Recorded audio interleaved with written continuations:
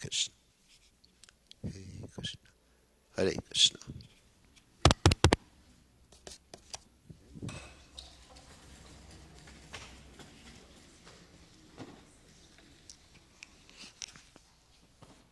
Hare Krishna, Govinda, Shri Krishna Govinda, Hare Murari, Hare Natha Narayana, Vasudeva.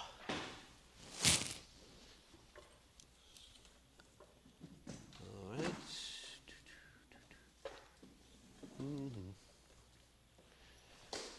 Gauranga.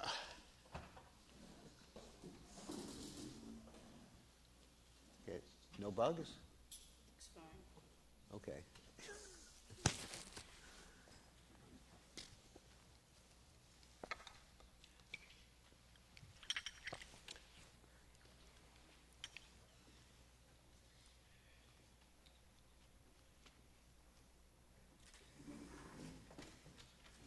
Jai Radha Madhova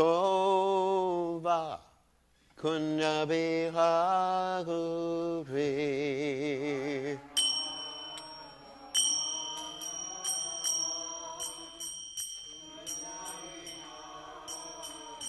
Jai Radha Madhova Kunya Bihari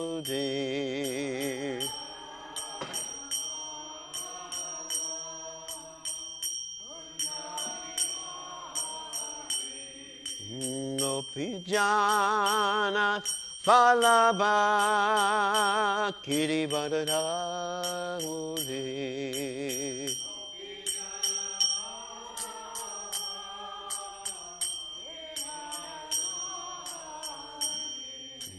No Pijana Malaba Kiribadadahuri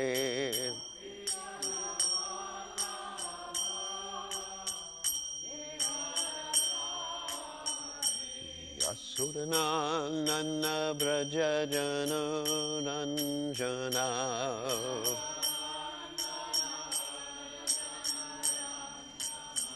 Sudanana Brajajana Ranjana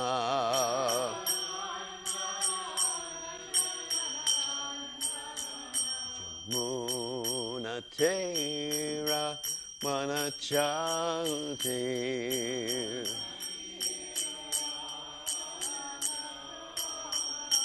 Yamana Tera Manachalti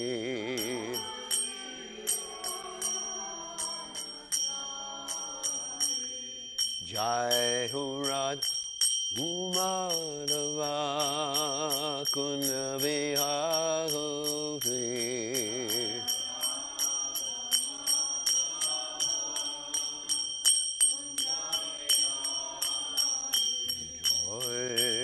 Radha Madhuva Kunavihari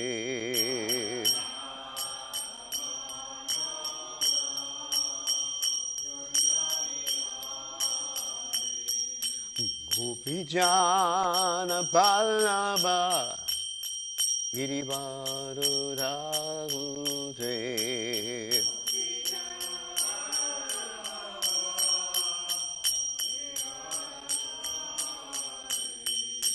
Gopidana Pallava Girivaduragute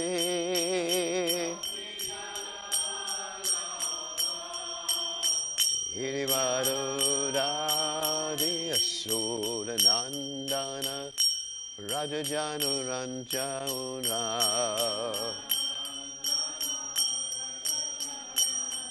Yasuranandana Rajajanu Ranjana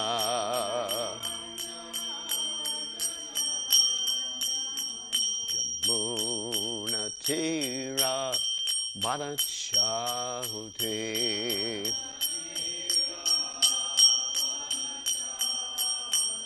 Yamana Tera Vanachahute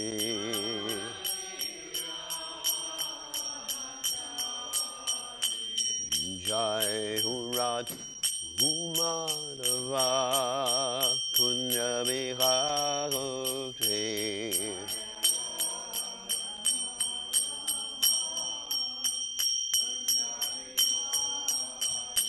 Jaya Radha Madhava Kunja Vihare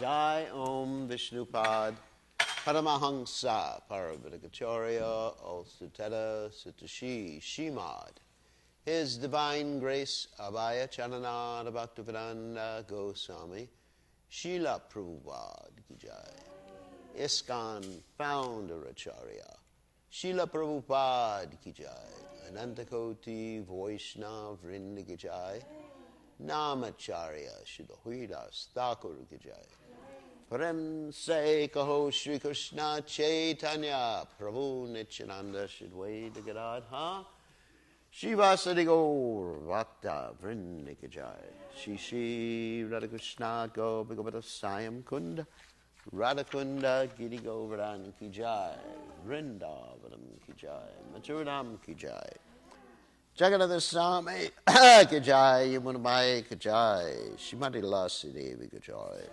Samaveda Bhakta Vrinda Ki Jai Gaur Premananda Hari Hari Gaur. All glory is the assembled devotees. All glory is the assembled devotees. All glory is the assembled devotees. All glory is to Shri Guru and Gauranga Srila Prabhupada Ki Jai. So we are reading today from the 10th canto, chapter 17, text 12. Om Namo Bhagavate Vasudevaya.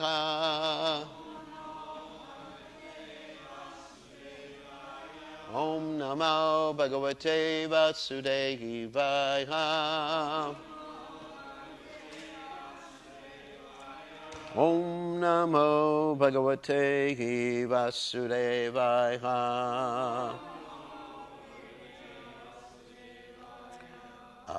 Tat Kalyaha Param Veda Nanya Kaschana Leilaha Avatsid Gurudad Vitaha Krishnena Cha Vivasitaha Tat Kaliya Param Veda Nanya Kaschana Leilaha Avatsid Garudad Vita Krishnena Cha Vivasitaha Tat Kaliya Param Veda Nanya Kaschana Leilikaha Avatsid Guru Tadvita Krishnena Cha Vivasitaha Tat Kaliya Parang Veda Nanya Kaschana Leilaha Avatsid Garutadvita Krishnena Cha Vivasitaha. Okay.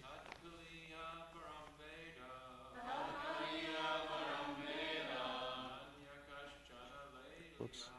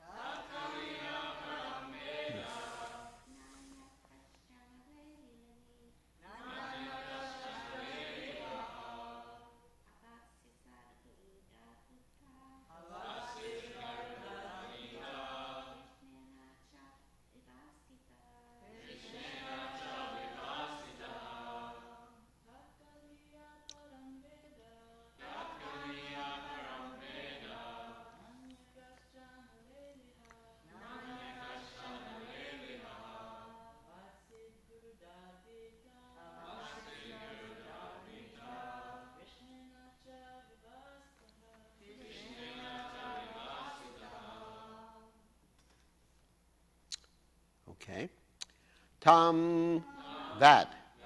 Kaliyaha, Kaliya. Param, only. Veda, new. Na, not. Anyaha, other. Kasyana, any. Leleha, serpent. Avatsit, he dwelt. Garudat, of Garuda. Vitaha, afraid. Krishnena, by Krishna. Cha, and. Vivasitaha, expelled.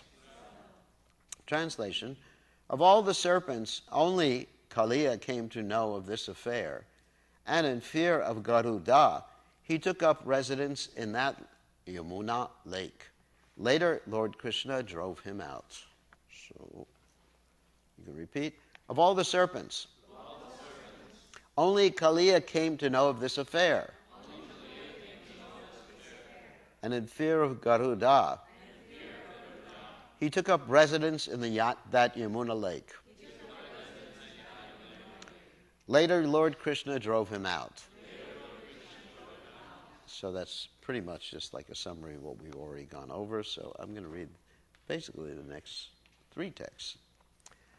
And there's no purport to these texts, although the acharyas did comment, and I'm going to make reference to that. So, text 13 to 14. Krishnam radad vinishkrantam divya shragganda vasasam mahamani ganakirnam jambunara parishkritam upalabhya titha sarve labda prana eva savaha pramoda nivritatmano gopa pritya bire. Resuming his description of Krishna's chastisement of Kaliya, Shukadeva Goswami continued, Krishna rose up out of the lake wearing divine garlands, fragrances, and garments, covered with many fine jewels and decorated with gold. When the cowards saw him, they all stood up immediately, just like an unconscious person's senses coming back to life, filled with great joy. They affectionately embraced him. And finally, we're going to read text 15. So, Yashoda Rohini Nando Gopyo Gopascha Kaurava Krishnam Sametya Labdeha Asan Shushkar Nagagapi. Having regained their vital functions, Yashoda, Rohini, Nanda, and all the other coward women and men went up to Krishna. O descendant of Kuru, even the dried up trees came back to life. So, Om Gana Timiranda Shah, Gananjana Shlakaya, Chakshurud Meditam, Yena Tasmai Shigurveda Maha. So, the Acharyas mentioned several things that are very interesting in regard to these particular verses. One is, in the second verse we read today, you hear Krishna coming out of the Yamuna, wearing divine garlands, fragrances, garments covered with many fine jewels, decorated with gold. So the question may be raised, wasn't he waterlogged? Or what about the clothes? Weren't they wet? You know, just like we're going swimming every day. And when we go swimming, anyway, everybody knows I've been swimming. The clothes are wet, and my hair is disheveled. No, my hair is not disheveled because I don't have any hair. But anyway. So, but I can tell when other people have been swimming. So Krishna, why is that? So the Acharyas describe that actually there's other snakes in the Yamuna River in addition to Kaliya. And Kaliya being, I guess the chief of all of his friends and everything like that, tells them to actually make a platform for Krishna. So Krishna is actually stepping on the backs of all these snakes who are just enabling him to stay dry. And somehow or other, after chastising, this is another interesting thing, after chastising Kaliya, somehow or other these garlands and fragrances and garments just manifested themselves on Krishna. And that's also another amazing thing. And so that makes me recount how Krishna was born with jewels on him. You know, an ordinary person, when they're born, or when they go swimming, they're not born with jewels. As they say, you know, naked you come into the world, naked you leave this material world. But Krishna, his appearance and activities, you know, as we hear in the Bhagavad Gita, Janma karma chama divyam evam yo veti tatvataha tyaktva deham purna janma naitimam eti sorjana. It's a very interesting verse. It says that one who understands that Krishna's activities, or understands the transcendental nature of Krishna's activities, does not have to take birth in the material world again. So what does that mean, to understand the nature of Krishna's activities? Does it mean you understand how he does it? No. Because Krishna's energies, I mean, Krishna has multifarious energies. Parasha Shaktiya Vidaiva Shuyate Svabhavaki Jnana Bala Kriyacha. Anyway, Chatir Shakti. There's so many descriptions about Krishna's energies. But Krishna's energies act according to his will, and as far as the how question is concerned, can't answer that one. How does Krishna do it? But as far as understanding Janma Karma Chame Divyam, understanding Krishna's appearance and activities, we can understand the why. That's really good. We can actually understand why Krishna does these things, not the how that Krishna does these things. So why is Krishna, first of all, why is Krishna coming out of the Yamuna with all these things? And one reason is to show that he's the Supreme Personality of Godhead. And so to understand, so those who are faithless, what does it say? Ashradana Purusha, Dharma Shasha Paramtapa, Aprapyamam Nivartante, Mritu Samsara Vartmani. Those who are faithless just say that, you know, it's impossible.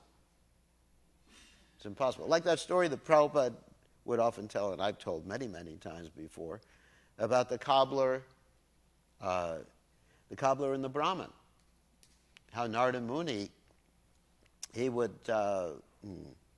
visit the cobbler and visit the Brahmin, and both of them wanted to know when they were going back to home, back to Godhead. Actually, it was interesting.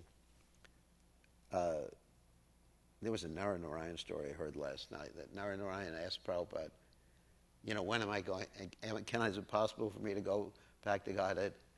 And Prabhupada, instead of answering right away, he started pacing back and forth in his room, chanting Hare Krishna loudly. It's actually quite interesting. You expect Prabhupada to say, yeah, it's all right. You chant Hare Krishna, go back to Godhead. But Prabhupada was pacing back and forth in his room, and he said, yes, it's possible. And then after that, he thought for a second, he said, something like great difficulty or something like that. Because, I mean, Narayan is a great devotee. I mean, he's really dedicated to Prabhupada, but he had some eccentricities, or has some eccentricities.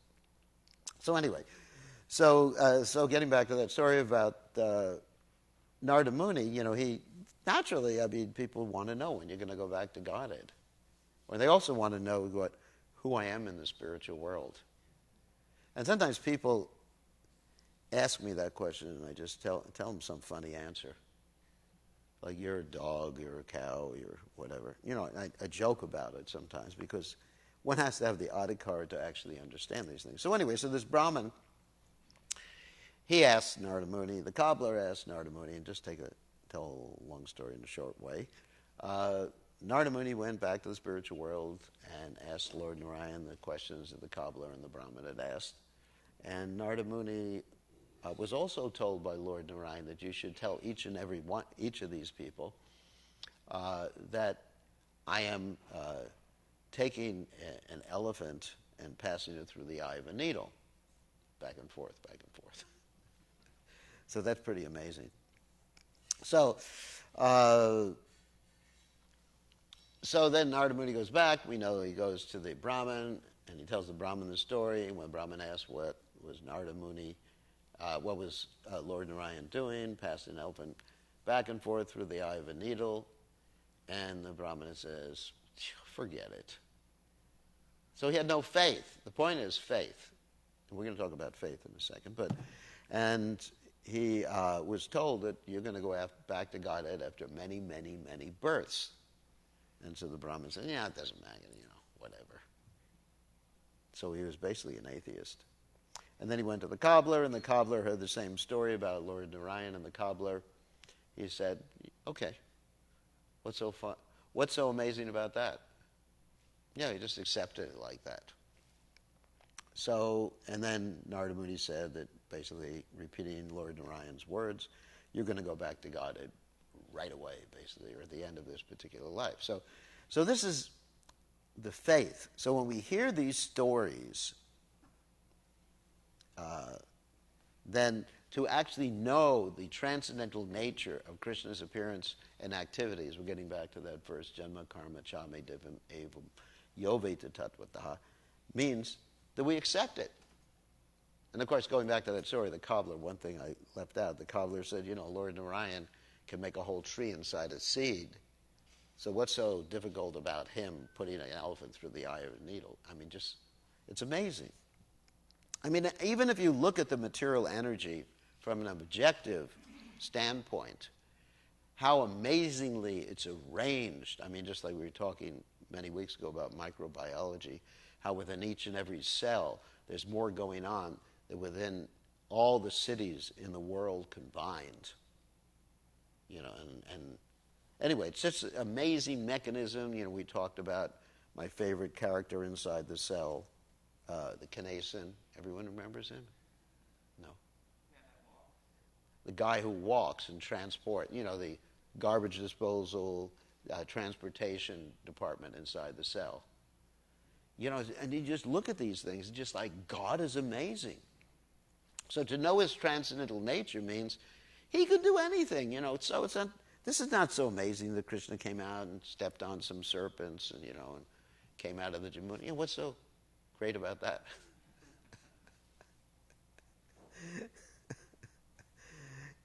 And anyway, so this is the greatness of God. So that's one point about understanding the nature of Krishna's appearance and activities. Another thing is the why. Why does Krishna do this? Because as Prabhupada comments in his Krishna book, that Krishna doesn't have to come down to do all these things. He's not obliged. Krishna can have his devotees, can have his energies, who are all first-class servants. Krishna's actually Aptakama, Swarat, as it's mentioned in the Bhagavatam. That means Aptakama means he gets whatever he wants. Swarat means he's independent. So, why is Krishna taking the trouble just to dance on the Kaliya and take care of cows like that? And actually, you have Kamsa's mother, Padmavati, criticizing the residents of Vrindavan. This is from the Brihad Bhagavatamrita, because they engaged Krishna in taking care of cows. That cruel to Krishna. So Krishna doesn't have to take care of cows. Krishna doesn't have to dance on Kaliya. Krishna doesn't have to do any of these things. But he does this, the why? Because he enjoys it. Because God is a person.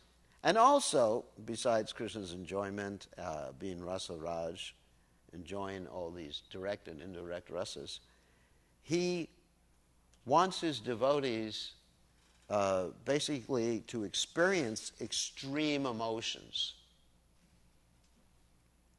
Because that's enjoyment, extreme emotions.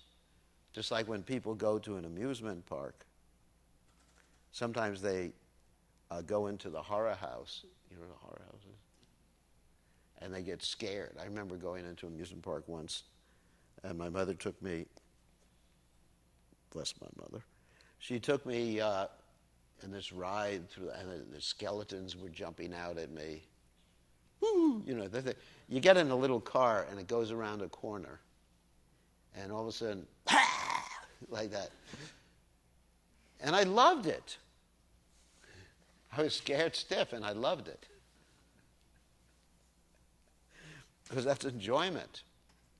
I mean, when everything is just going well, and, you know, it's a small world, like that thing in Disney World, and everyone's just smiling, and then life is boring. It's not interesting. It's not enjoyable.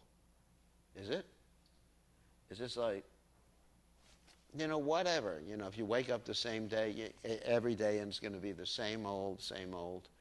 Of course, we may say that we have the same old Mangalarti, the same deities, and just like I asked Champaka the other day, yesterday, I said, don't you get tired of dancing in front of the deities?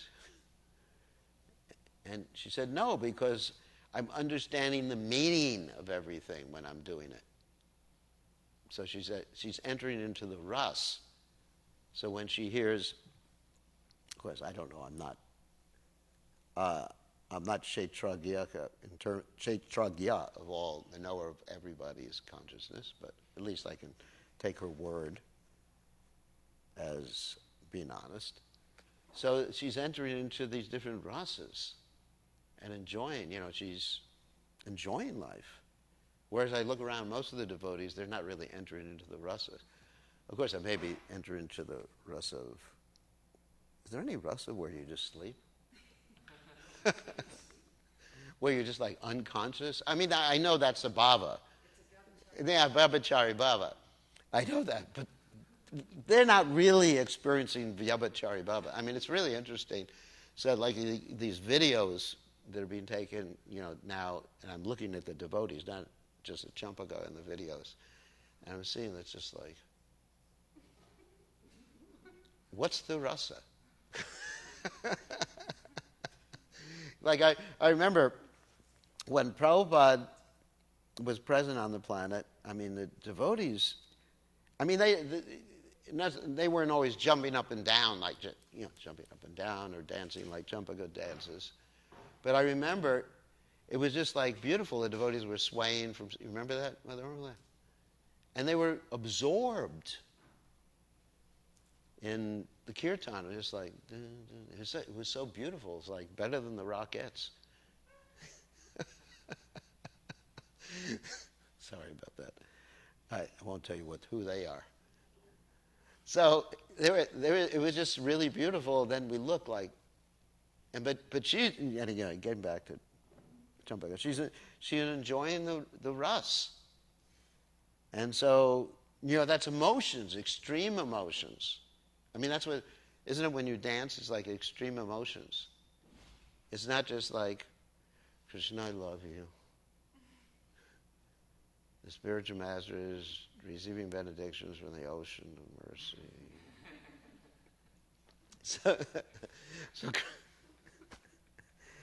So anyway, so Krishna wants to put his devotees in extreme emotions. He really loves that.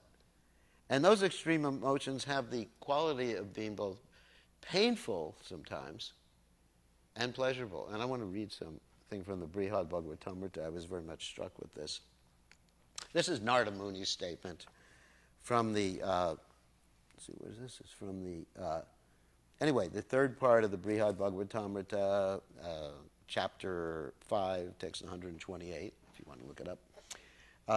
The sport that the son of Yashoda enjoyed in the lake of Kaliya disturbs me so much with both sorrow and joy that I can't bear to remember it. How then can I recount it to you? Wow. So this is like a chutney, you know. Like Prabhupada said when he was talking about chutneys, what did he say? A chutney should be so sweet you can't resist it, and so hot you can't eat it. You remember that? They don't make chutneys like that anymore. I mean, I'm sure the chutneys that I've tasted now in ISKCON are just like pudding. Yeah, they got the sweet part, but Prabhupada really liked to spice things up. I mean, talking about food, for example, I remember the dal that we used to make, and Prabhupada instructed us how to make it. You put this chons, or some people say chunk in it, whatever. Prabhupada pronounced it chunk. So, and you put these red peppers in, and everyone had to run out of the temple, and when you ate it, or you drank it, or whatever, you knew that you were getting something spicy. I mean, tears would come from your eyes like torrents of rain. And you weren't feeling all disturbed in the absence or separation. Anyway, so, and then he, Prabhupada's Brahmastra, so Prabhupada, was very emotional, and he wanted the devotees to have these like really strong emotions. Of course, not bhava rog, not the emotions of material emotions, the sick emotions, but spiritual emotions. And if you have spiritual emotions, then you don't get entangled in this material world anymore. So this is this is another why of Krishna's appearance and activities, to actually involve his people, his devotees. And there's many examples. I mean, I can think of so many examples. Let me just read the indirect rasas first. I had other quotes too from the Brihad Bhagavatam Lecture. Like, this is actually what makes it enjoyable. I mean, if you just have the direct rasas, then it's not so spicy anymore. You got to have like amazement. And you see this in this particular pastime with Kaliya and Krishna, of course. There's amazement. Like Krishna's dancing on Kaliya's heads. And humor and compassion for Kaliya and anger at Kaliya. And the residents of Vrindavan are feeling fear for Krishna's safety. Krishna's not feeling fear at that particular point. Kaliya is feeling fear, right? I'm going to die. His wives are feeling fear. Our husband's going to die. I mean, previously they were thinking, kill the creep. Until he became a devotee. Oh, don't kill him, he's a devotee now. Don't kill devotees, Krishna. You said you're supposed to protect your devotees. And then finally, like ghastliness, all this death and everything going around. So the Acharyas describe that actually just about everybody was unconscious, and this is also mentioned in the verse. When the cowards saw him, they all stood up immediately, just like an unconscious person's senses coming back to life. And it's interesting, the Acharyas describe, that it was the coward boys who first embraced Krishna.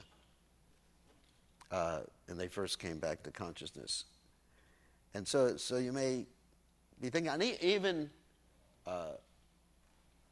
there's the descriptions in the Brihad Bhagavatamrita how Krishna is told by Balaram, these are not just your Vaikuntha-vasis you're torturing, right? I mean, I'm paraphrasing this. These are your dear devotees in Vrindavan. Show yourself, and conquer this Kaliya serpent already. Don't play around so much anymore.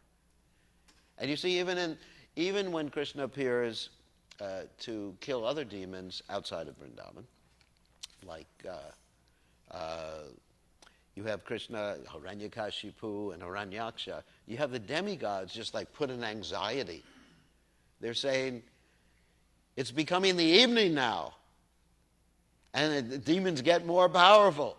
So, I don't know what it means to become the evening in the universe. But anyway, it's becoming the evening. And so kill them immediately, please. So they're in anxiety. Or even with Lord Ram's pastimes, you have Visvamrita Muni.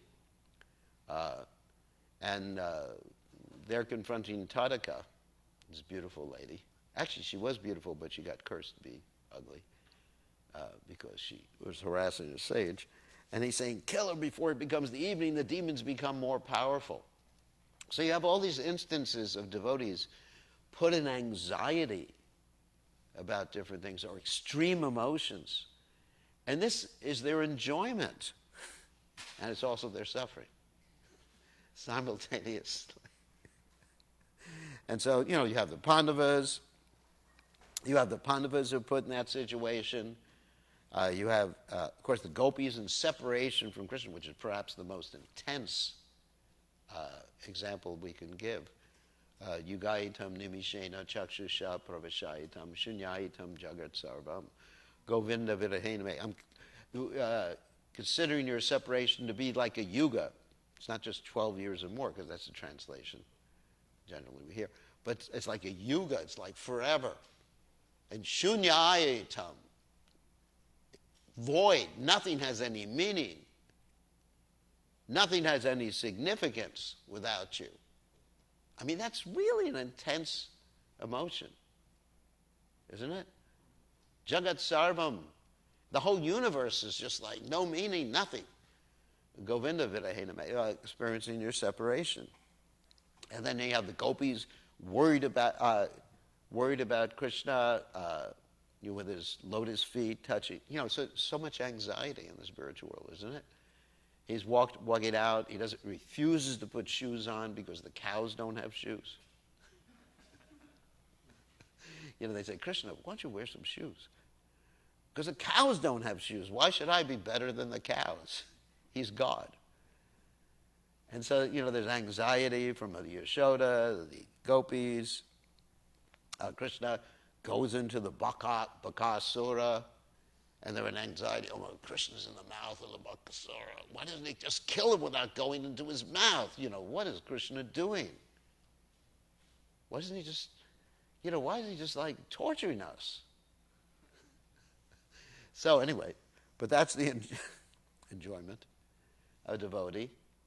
And in the spiritual world, it's like that too. Even though, this is also described in the Brihad Bhagavatamrita, even though there's no real demons in the spiritual world, then Krishna's devotees take the part of a demon, and of course they don't get killed in the spiritual world.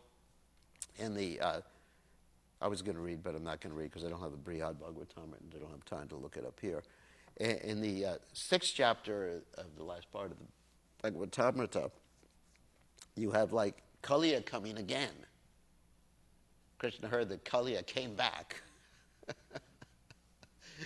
And actually, in the material world, he doesn't come back, at least within this particular display of Krishna's pastimes, this particular cycle of Krishna's pastimes. But in the spiritual world, he comes back. And then Krishna does the same thing. But this particular point in the spiritual world, but it's to give the devotees these intense emotions, or to stimulate the devotees' intense emotions in the spiritual world. So the spiritual world, even the spiritual world is like that you're always like on a roller coaster of emotions. That's why you join the Krishna conscious movement. To be on a roller coaster of emotions. So anyway, then Kaliya gets tamed in the spiritual world. Krishna puts some sort of rope through his different noses, rides him around like jet skis. Isn't it? I mean, it's pretty cool. That's the original jet skis. And then you have the other demons, like Arishtashuri comes. Krishna tames him, and he gives him to Lord Shiva.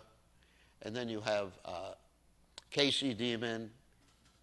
Instead of sticking his hand and killing the poor horse, or fortunate horse, Krishna just tames him and gives everybody horsey back rides around Vrindavan.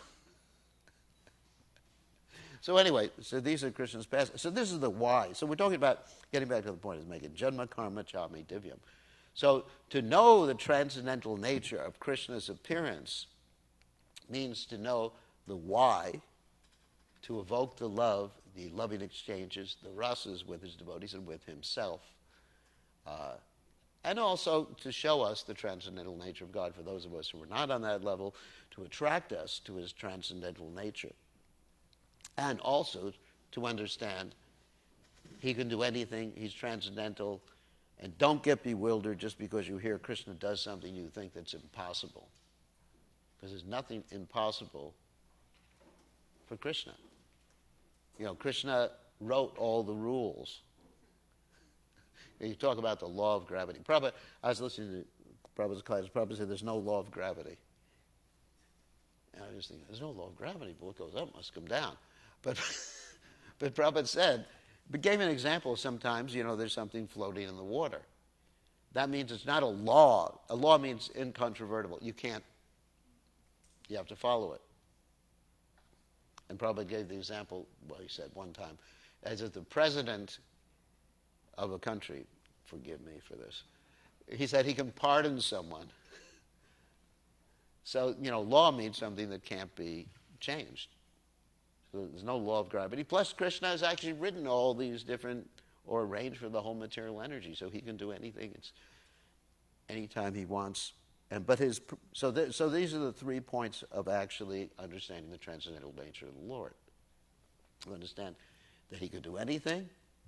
You have to have faith. If you don't have faith, Shradhana Purusha, the verse that I quoted before, you return to birth and death in the material world. First thing, you have to faith. You have to understand why Krishna does it, and you have to understand. So basically, you have to understand all the whys, including for our benefit, to draw out the emotions of the devotees. So anyway, these are some of the points I had to make. We have 1.5 minutes to class. Does anyone have any questions or comments? Yes.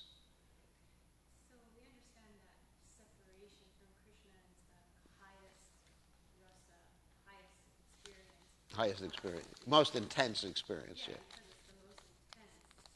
So how do we understand that on the one hand it's the highest, and on the other hand they're seeking relief from it? Well, when I take a chutney, or when I used to take chutney, I was seeking relief from it too, but I still kept taking it. When I ate what is that, Red Hots or something when we were young, I would take that, and I would secretly drink a lot of water afterwards, but I keep taking them. But why? Because you become really connected. Seriously speaking, by the more intensity, there's more intensity in your emotions, the more connected you are to Krishna. And you see, Prabhupada, Tivrena Bhakti Yogena Yajeta Purusham Param. Actually, that's from the Bhagavatam. Tivra means like intensity or forceful. So you feel more connection. Just like, even in the material world, of course, you're not actually connected. It's an illusion. If you're separated from someone and you're really like thinking about them, you really are more conscious of them than you'd ordinarily be. Like if you're in the same place. That's the problem with a spiritual master staying in the same place all the time. It's just him. Hi, Guru Maharaj. Or it's just the deities. That's why Prabhupada said an immature devotee shouldn't be very close to the spiritual master, shouldn't be close to the deities, because they become complacent. So, anyway, so you're connected by the feeling of separation. It's in the material world, whatever. If we feel separation from someone, we're not really connected. And we're with someone, we're not really connected. But it's actually more pleasurable because you're more with the person, the more intense the emotion is. Okay. On that happy note, we will greet the deities. 192. Hare Krishna. That's intense.